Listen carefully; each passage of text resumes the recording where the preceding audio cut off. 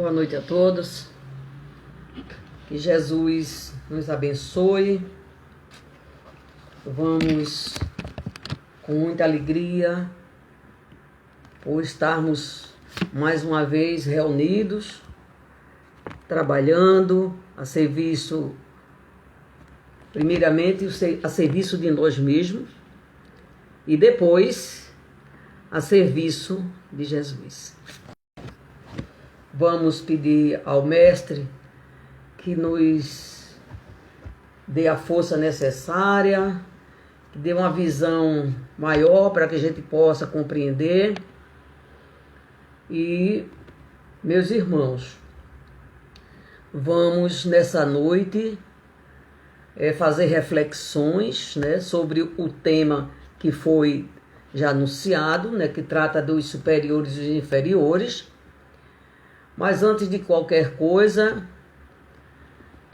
vamos fazer a nossa prece inicial, agradecendo a Inês, a Marineide, a Analice, aos amigos que estão chegando para trabalhar conosco, a Dulce, os nossos irmãos que vêm não só ouvir, nosso amigo Mário, meu irmão Mário, que vem não só ouvir, mas vem através das suas energias, dos seus pensamentos. Jorge Hamilton, boa noite, meu filho, boa noite a todos. A gente fazer esse trabalho, que é uma obrigação nossa, aliás, é um dever nosso, Vamos elevar o nosso pensamento a Jesus. Luiz Cláudio, saudade de vocês, viu? Mas vamos elevar o nosso pensamento a Jesus, dizer: Senhor, neste momento nós estamos reunidos aqui em Teu nome, buscando o entendimento, o aprendizado, para que possamos, Senhor, desempenhar nossa tarefa aqui na terra com mais responsabilidade, com mais consciência, mestre amigo. Que possa nosso Deus de misericórdia, nosso Pai, abençoar todas as nossas casas onde estamos aqui conectados e onde estivermos. Que a luz de Deus, a luz de Jesus, o amor da Virgem Santíssima derrame sobre todos nós, afastando dos nossos lares, da nossa tela mental, da nossa casa mental, todos os pensamentos que vai de encontro ao bem. E vamos, em Teu nome, Jesus amigo, do meu anjo de guarda, dos nossos anjos de guarda, vamos estudar, vamos fazer reflexões sobre a vida espiritual. Que Deus nos proteja e nos abençoe nesta noite. Maria, boa noite, Maria? Meus amigos, meus irmãos, será que nós já paramos para analisar? Eu até acredito que tenha. Boa noite, Neto Salles. Eu até acredito que nós já tenhamos parado para analisar o que é que eu estou fazendo nessa vida. Você também já deve ter perguntado: meu Deus, o que foi que eu vim fazer aqui, nessa terra? Então, isso é muito importante, porque quando a gente pergunta de nós para nós mesmos, quando a gente faz as interrogações, e na maioria das vezes a gente não encontra respostas pela nossa pouca condição evolutiva espiritual, pelo nosso pouco entendimento ainda, somos obrigados, pela curiosidade, pela necessidade, pela fome de saber, pela sede de conhecer, somos obrigados a ir buscar as verdades. E a gente sabe que a gente tem a doutrina espírita como base fundamental na nossa vida, porque ela responde a todas as nossas questões, que a gente, meu Deus, isso como é possível? Então a gente vai nessa doutrina, que ela nos educa muito, ela educa, ela nos consola também.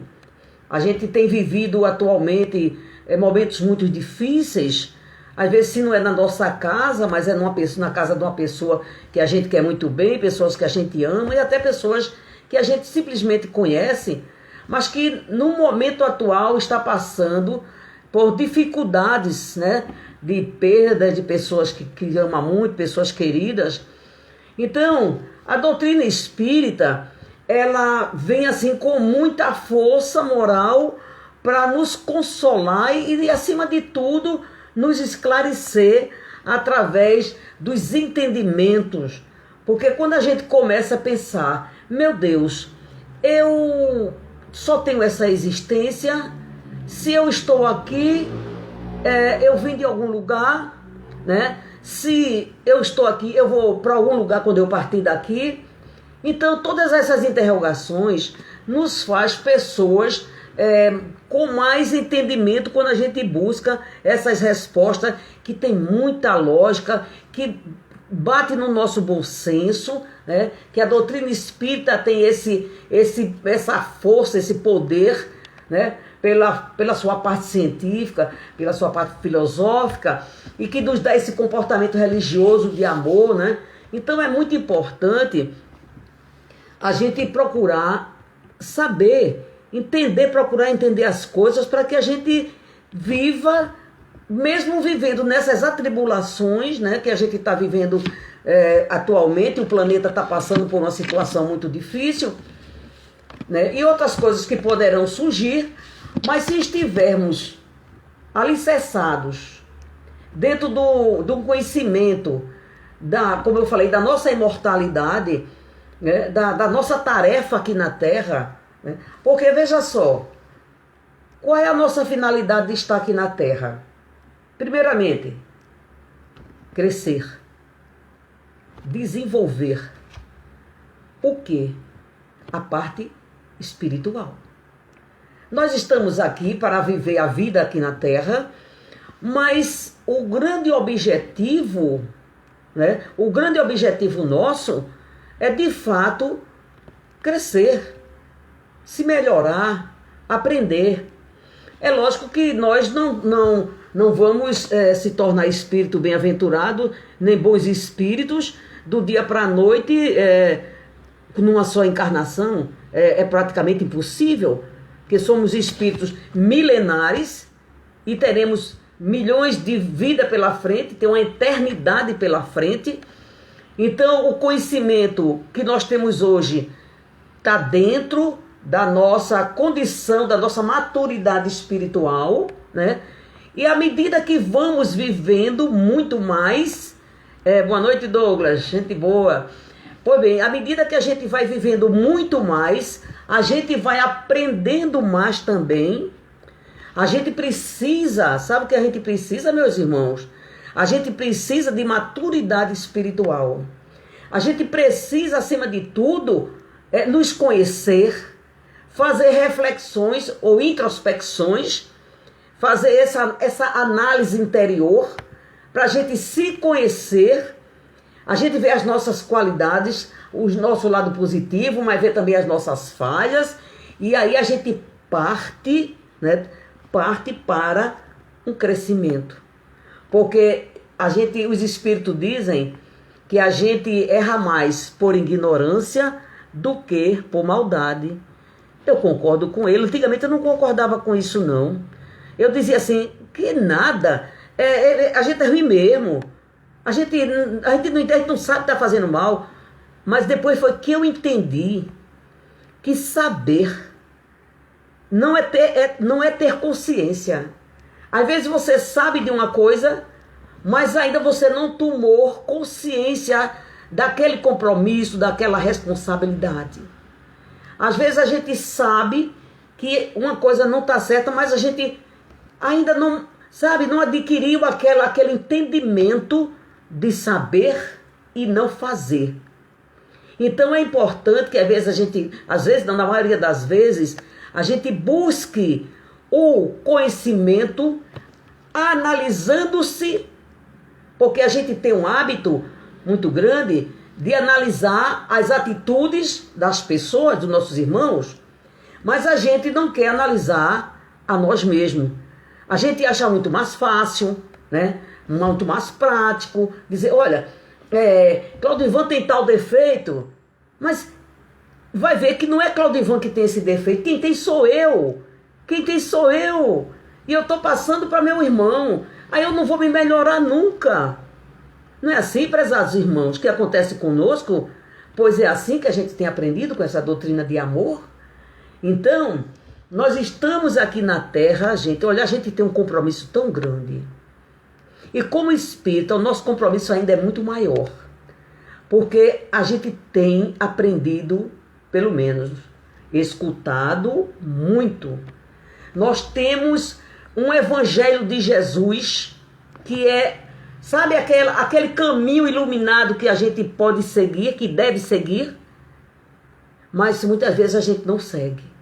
A gente prefere a própria escuridão das trevas pela ignorância nossa. Eu não quero aprender, muitas vezes a pessoa diz, eu não quero aprender para eu não tomar responsabilidade com aquilo que eu sei. Mas um dia a gente vai ser obrigado, porque nós somos levados pela lei de evolução e não podemos ficar estacionários. O Espiritismo diz que a gente não retroage. Sim, não retroage, mas estaciona. Então, haja as encarnações, haja apelo dos nossos guias, haja apelos de Jesus, do mundo espiritual de um modo geral, pedindo para que a gente seja pessoas melhores. E a gente tá, olha, nós estamos, se de lado existe muito sofrimento, se existe muita dor aqui na Terra, se existe muita violência, mas nós estamos com a luz nas nossas mãos, que é exatamente o Evangelho de Jesus, iluminando a nossa mente, o nosso espírito, o nosso entendimento. Então, meus amigos, meus queridos e amados irmãos, a quem eu tenho um profundo respeito e uma admiração, vamos trabalhar conosco, vamos nos amar, para que a gente possa, amando-se, amar os outros, tá certo?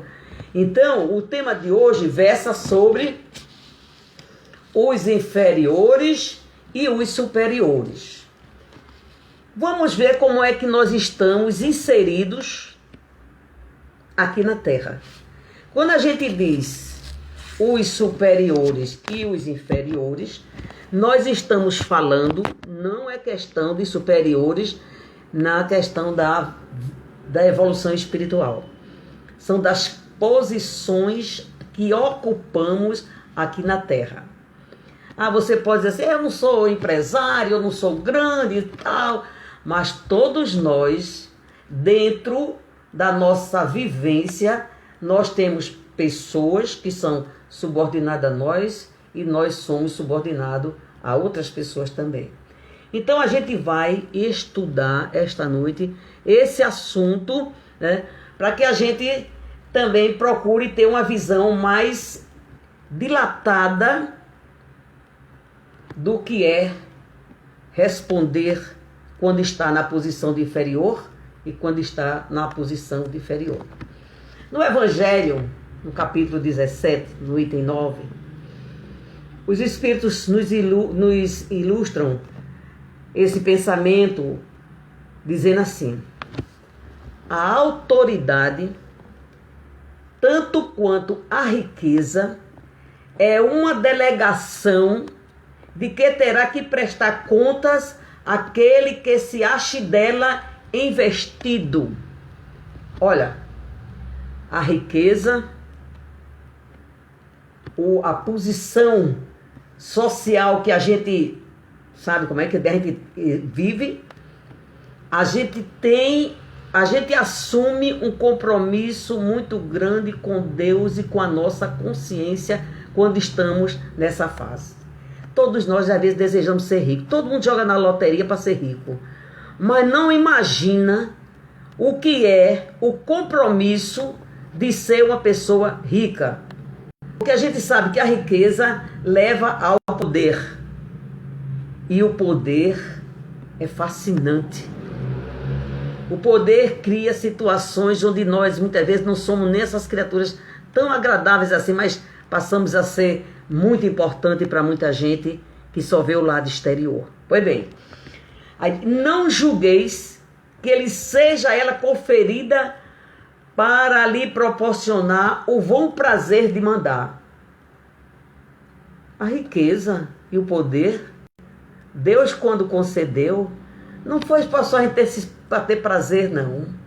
Esse simples prazer que a gente acha. Pois bem, ele diz assim: nem conforme o supõe a maioria dos potentados da terra, que é dos ricos da terra, como um direito, uma propriedade. Isso é meu. Gente, olha, a gente tem estudado com essa doutrina, e os espíritos estão sempre nos falando aquilo que Jesus mesmo pediu, que a gente desapegasse dos bens materiais. Ele tá, se a gente analisar isso, não é que Deus acha que a gente, sabe, mas não é meu, por que eu não posso? É porque ele sabe o sofrimento que um espírito tem quando chega no mundo espiritual, apegado aos seus bens, apegado àquela riqueza, apegado àquele poder que ele tinha.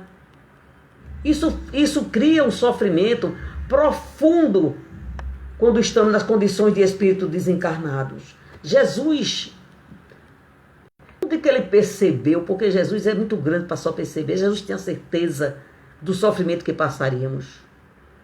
Então, quando a gente se desapega dos bens, que respeita os bens que tem, que respeita a posição social que tem, porque se a gente tem, é nosso, é um compromisso que a gente tem, mas tudo isso tem uma finalidade muito grande aqui na Terra. Pois bem, até eu sempre digo, certa vez eu joguei na loteria e fiquei, meu Deus, era um prêmio muito grande. Eu disse, meu Deus, eu joguei, mas estou aperreada. Eu estou tão preocupada, porque se eu acertar, eu não sei se eu tenho conhecimento, evolução espiritual, para estar com um dinheiro desse, não. Será que eu vou me perder? Aí você que está me ouvindo diz assim, eu não me perderia. Meu irmão, olhe, é difícil. É difícil. É preciso que a gente tenha segurança da nossa evolução para não se perder.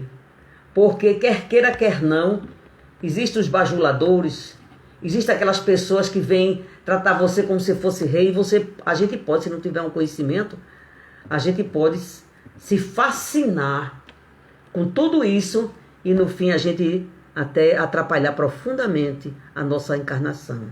Pois bem, Deus, aliás, lhe prova constantemente que não é nenhuma nem outra coisa, pois um deles a retira quando lhe apraz. Se as coisas... Aliás, uma pergunta. Quando a gente desencarnar, o que é que a gente vai levar? Já pensou? O que é que a gente vai levar aqui da Terra quando a gente desencarnar? A sua fazenda, o seu carro, os seus filhos, suas propriedades. O que é que a gente vai levar? Aquilo que a gente adquiriu em termos de moralidade, em termos de intelectualidade. Que na moralidade entra a parte espiritual. E isso aí nós levaremos. Porque o que é nosso é exatamente isso. O resto, se for material, o resto é empréstimo de Deus para conosco. E vamos ver o compromisso com ele. Pois bem, se fosse um privilégio inerente às suas personalidades, seria inalienável. Quer dizer, a gente não transferiria. A ninguém pode ser tirada sem seu consentimento. O que é nosso é o que a gente fica com ele e que ninguém pode tirar. Nem se a gente quiser. Olha, eu vou deixar a minha virtude que eu tenho de ser caridosa para meu filho, para ele estar numa condição melhor quando ele desencarnar. Olha, eu vou deixar a minha fé para fulano de tal. Não deixa. Os valores morais adquiridos são nossos. Agora, o que é que faz a gente ter esses valores desenvolvidos? O bem que se faz aqui na terra, o desprendimento, a caridade de uma forma geral.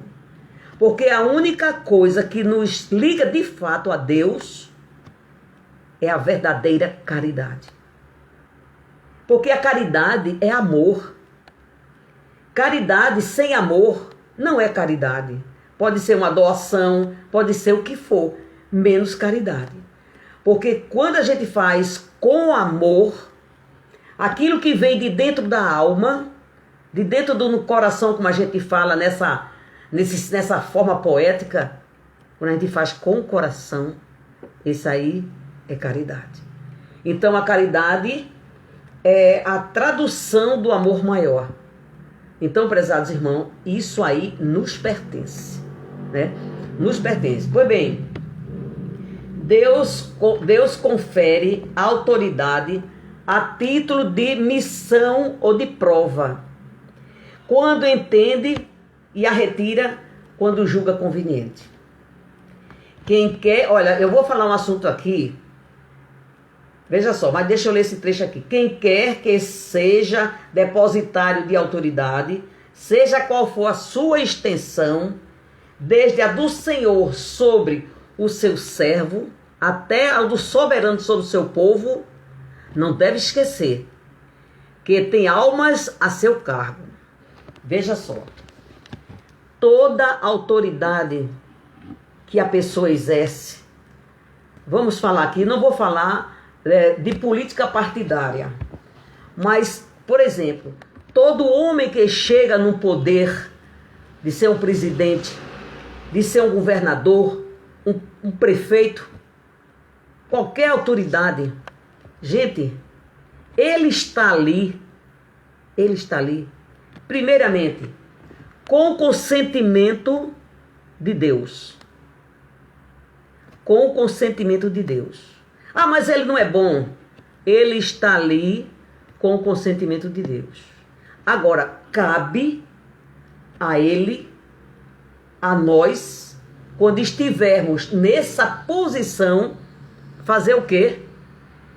Olhar para o povo, esse povo que Deus colocou na sua missão de oferecer o melhor, de lutar pelo social, de dar condições melhor àquela criatura, seja a nível de Brasil, de estado, de município. Eles têm um compromisso muito grande.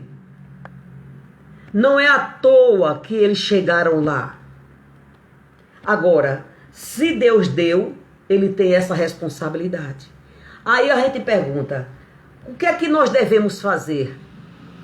Torcer para que dê tudo errado, porque nesse caso quem será prejudicado não é ele, mas a população, o povo, nós que fazemos parte.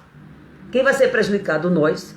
O que é que nós devemos fazer se nós não fôssemos tão egoístas, tão personalistas? A gente não ia desejar que desse errado.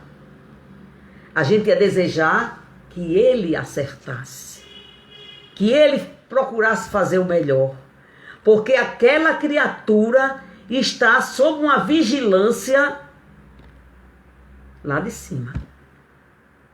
A vigilância lá de cima. Papai do céu, quando deu, porque disse, vai, ajuda o povo, ajuda meu povo, meus filhos. Isso eu estou falando a nível de mundo. Mas o que acontece? É como eu falei no início. Às vezes a gente se envolve no poder, na fama, e esquece a tarefa que foi designada. Mas a gente também não tem que se preocupar. Assim, vão dizer, se preocupa sim, é normal, mas não tem que se preocupar em termos de responsabilidade. Porque cada um vai responder pelo que fez de bom e o que fez de ruim. Se o nosso irmão não compreendeu a sua tarefa, o que é lamentável, ele é quem vai responder. Não sou eu, nem é você. Até numa empresa mesmo, minha gente. Até numa empresa que é serviço particular, aquele pessoal que é responsável para dar os direitos dos trabalhadores, para tratar os trabalhadores como seres humanos e não querer muitas vezes impor condições que até sacrificam o trabalhador, eles são responsáveis e eles vão responder por isso. Porque hierarquia se respeita. Mas ninguém dentro de uma hierarquia, que tem uma hierarquia superior, ele não foi designado para tratar mal ao inferior, hierarquicamente falando. Não fez isso não. Nós temos o compromisso de tratar bem, por exemplo, uma empregada doméstica. Quantas pessoas não tratam essas criaturas como se fosse um ser inferior? Para ela, o que sobra, não trata com dignidade como ela merece e tem direito, não trata. Acha que é um ser inferior? Não, meus irmãos. Ela muitas vezes está nessa condição porque na sua programação reencarnatória ela pediu uma missão assim, simples, por vários motivos. Mais ou menos a gente tem uma ideia, e ela sabe, as pessoas sabem. Mas muitas vezes ali tem uma pessoa que tem um espírito, ali está um espírito, que muitas vezes tem mais evolução do que a gente. E é gente. E por que não dá os direitos que a pessoa tem? Então não são só o que está no poder do governo, não. Que a gente culpa muito o governo. Nós somos responsáveis por as coisas que nós temos também dentro de casa. Até o nosso animalzinho, aquele cachorrinho, aquele gato, Betânia e Jéssica, que vocês gostam de criar. Vocês têm responsabilidade também. Eles são seres ainda que não é gente, mas são ser vivos, são viventes, são filhos de Deus, que eles fazem parte da natureza. Tem que tratar com carinho, tem que dar comidinha certa, tem que, se ele adoece, vai ao médico, ao veterinário dele, mas tem que tratar, porque são filhos de Deus. Embora esteja ainda como princípio inteligente, mas tem ali a mão de Deus. Então a gente não pode tratar os animais, quanto mais os seres que já estão na condição de espíritos. E se eles não cumprem os seus compromissos, as suas obrigações, os que pensam, os que têm juízo, os que não cumprem, porque não querem. Mas um dia todos vão chegar, até os animais, de acordo com a evolução, que é uma coisa belíssima, a evolução do ser vivo. Mas o assunto não é esse, né? Não vou me aprofundar. Pois bem, aí tem assim, o soberano não deve esquecer que a pessoa que tem poder tem almas a seu cargo. Veja bem, que responderá pela boa ou má diretriz que dê aos seus subordinados, e que sobre ele recairão as faltas que este cometas, os vícios a que estejam arrastados em consequência dessa diretriz ou dos maus exemplos. Olhe, nós assumimos compromisso com aquelas pessoas que a gente dá mau exemplo. Nós somos responsáveis. Porque quando a gente dá bom exemplo, a gente está ajudando também na evolução espiritual dessas pessoas. Pessoas de bem, pessoas que procuram sempre ajudar na caridade moral. todo tipo de ajuda que o ser humano pode precisar, seja físico, espiritual. Nós estamos trabalhando para o desenvolvimento espiritual também dessas pessoas. Então, o nosso exemplo, essas pessoas que arrastam outras para os vícios que o mundo oferece, elas são responsáveis por eles e voltarão nas próximas encarnações com eles para assumir o compromisso que eles trouxeram para si quando arrastaram essas almas coitadas ainda não despertas das verdades de Jesus. Pois bem, eu estou olhando para o relógio e estou vendo que o tempo está passando para mim rápido, não sei para vocês, mas vamos lá. Assim como pergunta ao rico, que fizeste da riqueza que nas tuas mãos deverá ser um manancial a espalhar e a fecundade ao teu redor. Deus pergunta, meu filho, eu te dei riqueza. O que foi que você fez com aqueles bens que eu te dei? Você tinha direito de usufruir, mas você tinha a obrigação de ajudar os famintos, os necessitados, porque pobreza e riqueza vai existir sempre aqui na terra, mas miserabilidade, gente morrer de fome, isso aí não, meus irmãos. Isso aí somos responsáveis, porque muitas vezes tem gente que tem muito e não sabe distribuir. E às vezes até o pouco que a gente tem, a gente também ainda pode cooperar. Pois bem, que uso fizeste dessa autoridade que eu te dei? Que males evitastes? Que progresso facultaste? Qual foi o progresso que você criou, ajudou? Isso tudo será perguntado, na nossa consciência. Pois bem, se te dei subordinados, não foi para que fizesse escravos da tua vontade, nem instrumentos dóceis aos teus caprichos ou à tua cupidez. Eu achei isso tão interessante. Se te dei subordinado, não foi para que fizeste escravo da tua vontade. Você faz o que eu mando, mesmo sendo muito errado. Mas eu posso, eu tenho dinheiro, eu tenho poder e você faz. Ou então, você faz com que a pessoa seja dócil para você, dentro daquilo que você exige pelo seu poder, para que você seja dócil com ele. Eu tenho vivenciado situações que está dentro desse processo aqui. Graças a Deus não é da minha família consanguínea, mas tem, e é profundamente lamentável, porque eu posso, eu mando.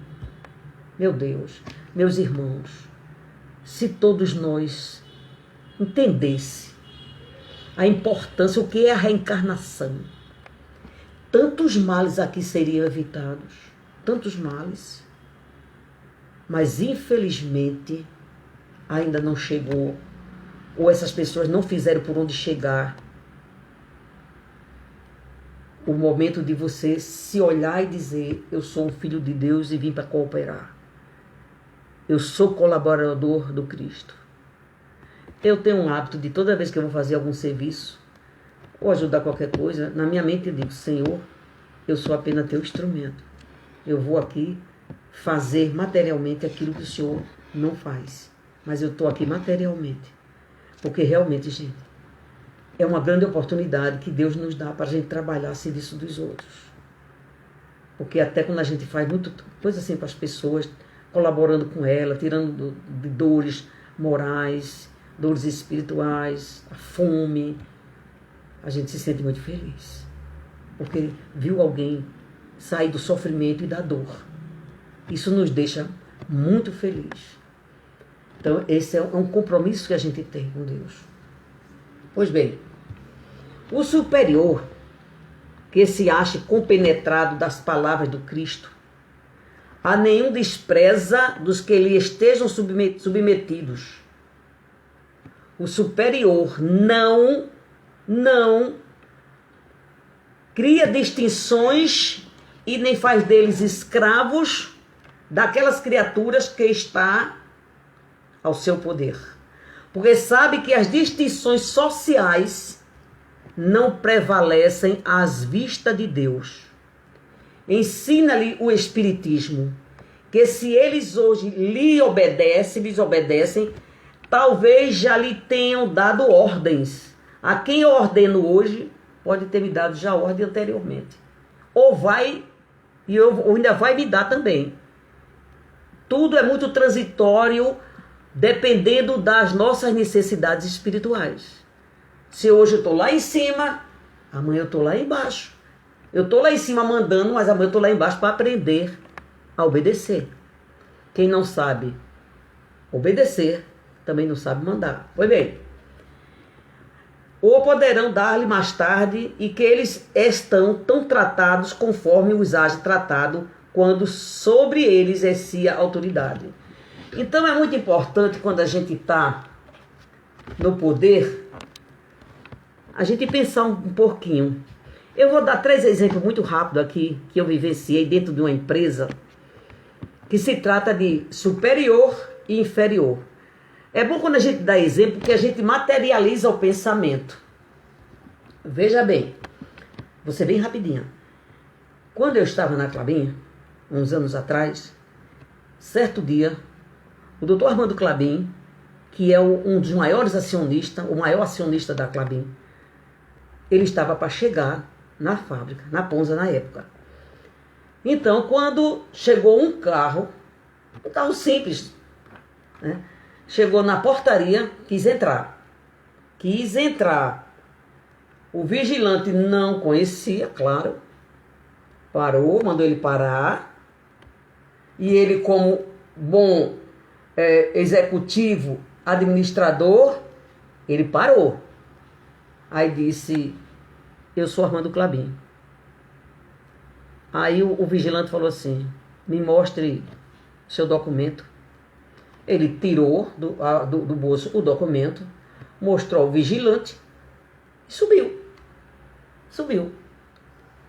Quando chegou lá em cima, ele mandou saber quem estava na portaria, que recebeu ele, e ele mandou dar, não uma gratificação, mas um benefício para ele, que agora não me vem à mente o nome correto, uma posição melhor a ele, com mais responsabilidade. Porque ele estava exercendo ali, ele estava na condição inferior, o doutor Armando estava numa condição superior, mas respeitou, compreenderam. Podia ser: sai da frente que eu sou, eu não estou dizendo que eu sou, não. Mostrou o documento.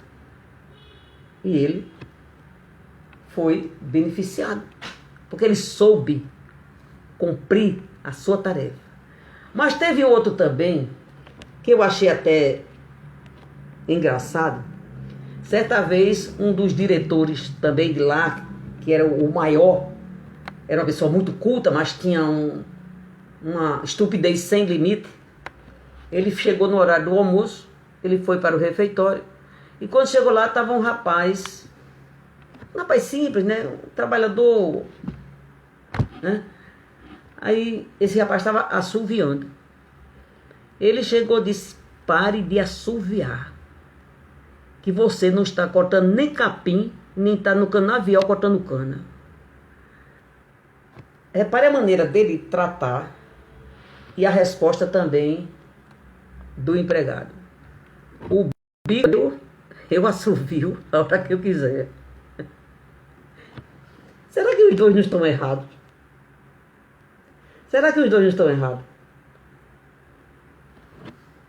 A autoridade reclamou de uma maneira grosseira. Podia ser: meu amigo, você podia parar com esse assobio, ou uma coisa assim?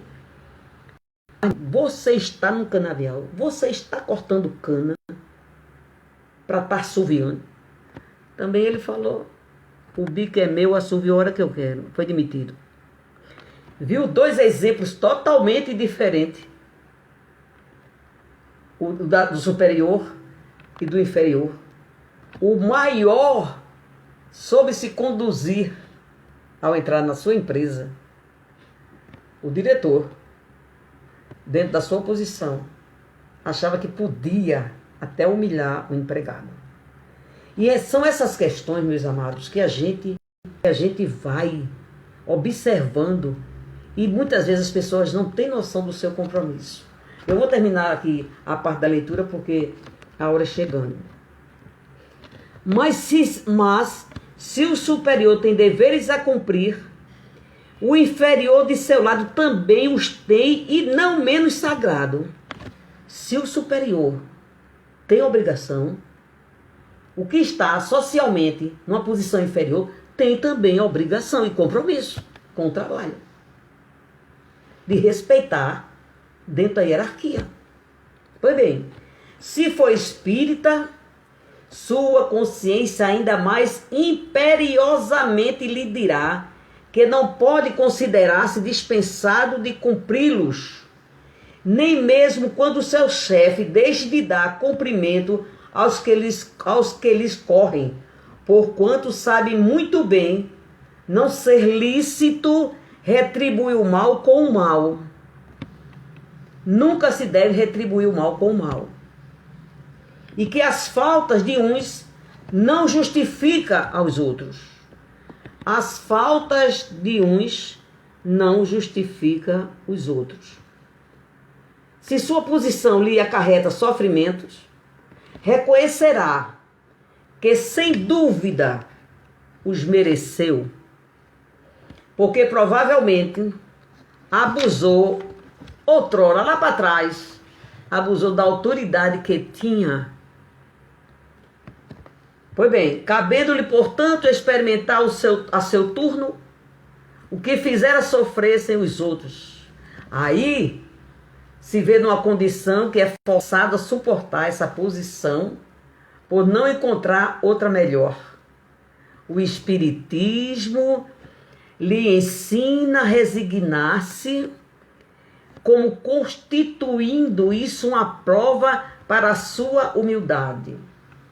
Isso me fez lembrar uma conversa que eu estava tendo essa semana com uma funcionária de uma empresa aí, e ela falava de um gerente que veio com muita, sabe, com o tórax muito crescido, porque se achava gerente, e veio tratar de uma maneira estúpida, né, totalmente desnecessária. E essa criatura silenciou naquele momento, deixou que a pessoa falasse. Então, me desculpe, tá certo, tá. Passou, não agrediu. Depois, ele mesmo reconheceu.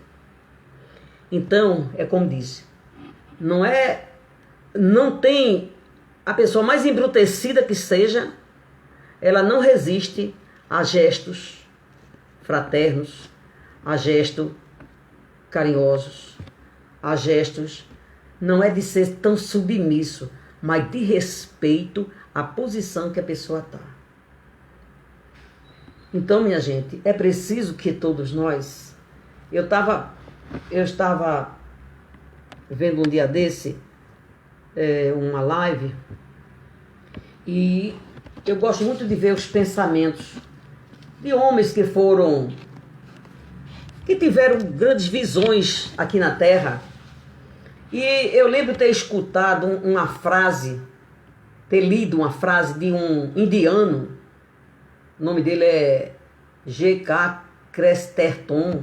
Divaldo um dia falou até nessa pessoa, ele faleceu em 2011.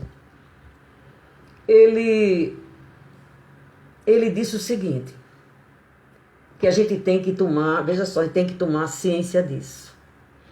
Ele disse, o errado é errado, mesmo que todos façam. o certo é certo, mesmo que ninguém faça. Isso me fez me lembrar o grande apóstolo, o grande divulgador do cristianismo, Paulo de Tarso, quando ele disse: o mal que eu não quero, eu faço. O bem que eu quero, esse eu não faço. Então, isso quando eu ouvi, ou quando eu li esse pensamento de Paulo de Tarso, ele até me confortou. Porque a gente sabe que nós, na condição de seres humanos, a gente comete muitos erros. A gente falha. Mas o que eu acho mais importante é que mesmo quando a gente erre, aí é que eu volto a repetir o que eu disse no começo dessa conversa. Fazer autoanálise. Fazer autoanálise. Mas porque uma pessoa cometeu um erro, a gente não é obrigado a cometer, mesmo que as pessoas cometam o que seja normal, o que a gente acha que é normal para os outros. A gente, na condição de pessoas que estão se esforçando, batalhando, suando para se tornar uma pessoa melhor, espiritualmente falando, a gente tem que ter a força, a coragem, o desprendimento de fazer o certo, mesmo que ninguém faça. Porque se o Cristo tivesse feito o que os homens queriam que ele fizesse, ele seria homenageado pelos homens da terra. Mas como ele não veio com essa missão, um espírito nobre, o maior homem, que eu posso dizer, que ele se fez homem aqui, que passou nessa terra, ele soube cumprir o que era certo. E é exatamente isso que a gente tem aprendido nessa doutrina maravilhosa, esses ensinamentos. Eu quero fazer o certo, com humildade, com paciência, mas fazer o correto. Por quê? Porque para ser igual a todo mundo, não é que a gente queira ser melhor do que ninguém, pesados irmãos. Não, não é isso que eu estou querendo dizer. A gente não pode querer se achar melhor do que os outros. Não. Mas a gente tem que compreender que se a gente já recebeu um pouquinho de luz, faça essa luz brilhar.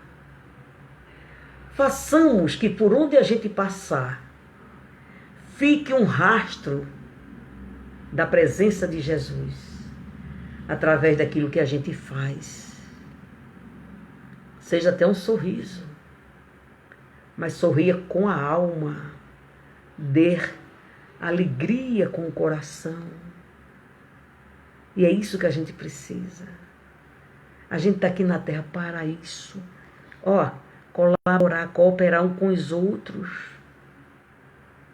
Não é se acomodar, isso é meu, isso é meu.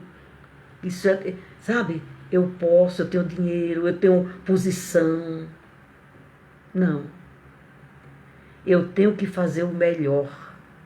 Eu tenho que me melhorar para começar a ser feliz aqui agora na Terra.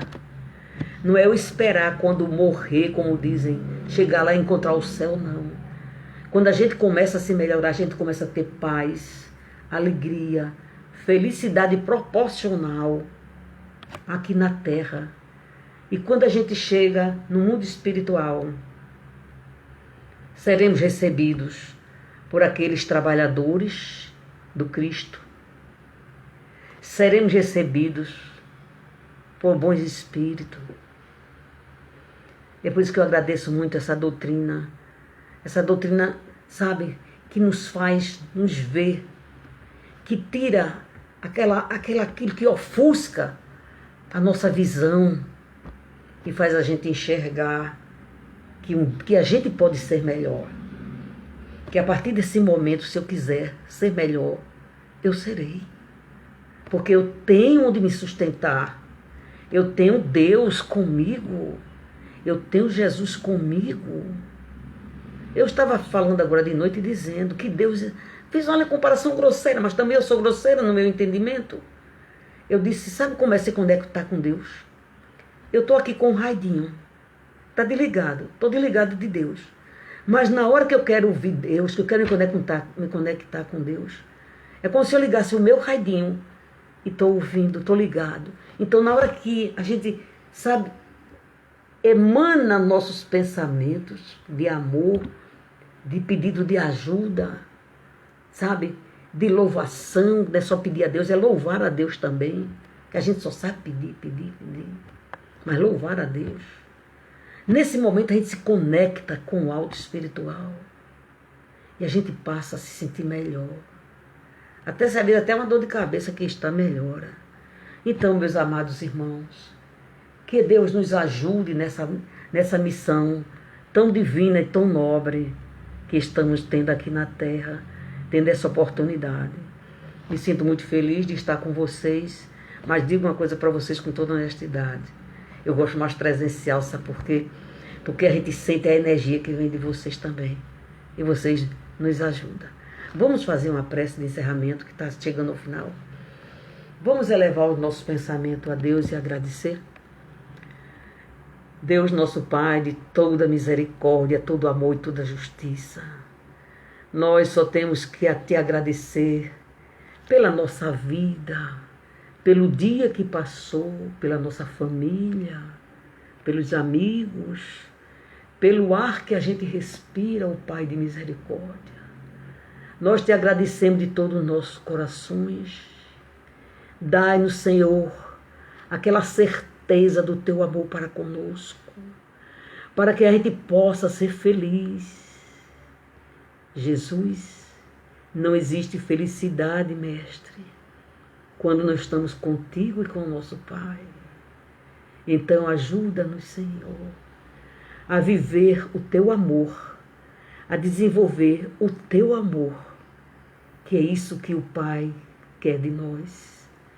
Que a Virgem Santíssima, nossa Mãe querida, derrame sobre todos nós, a você, meu irmão, na sua casa. Que a Virgem Santíssima derrame muitas luzes de paciência, de serenidade, de saúde. E que assim, com esse pensamento de gratidão, com o pensamento ajoelhado aos pés do Cristo, dizemos obrigada, Senhor, por esta oportunidade e por todas as oportunidades que há de vir. Meus irmãos, muita paz, muita luz, que Jesus nos abençoe. Um beijo no coração de vocês.